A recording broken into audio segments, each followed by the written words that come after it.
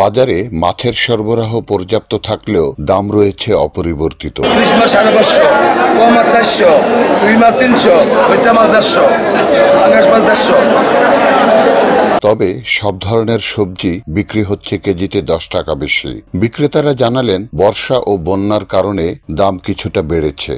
বেগুন 80 টাকা, উস্তা 100, শসা 70, লেবু 5 টাকা পিস, আর পটল 70, কাঁকরোল 70, আর কই 60, চালটা 10 টাকা, মূলা 40, ঢেঁড়স 70, আর কাঁচামরিচ 280, লুব্বা 80 টাকা, টমেটো 160, আর ছড়িয়ে 50। তো তরকারির দাম কি আগের সব মতোই আছে না কিছু কমছে? আগের তো একটু বেশি, আগের তো একটু বাড়তি। কারণ কি? কারণ ওই যে বৃষ্টি গেছে, বন্যা গেছে, এই কারণে, বৃষ্টির কারণে।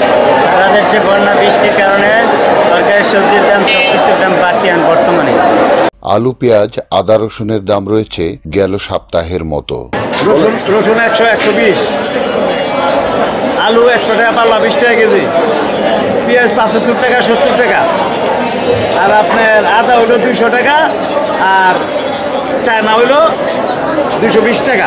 ব্রয়লার মুরগি বিক্রি হচ্ছে 170 টাকা, কক মুরগি বিক্রি হচ্ছে 300 টাকায়। মুরগির দাম হচ্ছে 300 টাকা, আর ব্রয়লার হচ্ছে 70 টাকা। Report Shahjahan Chowdhury, NAN TV, Narayanganj.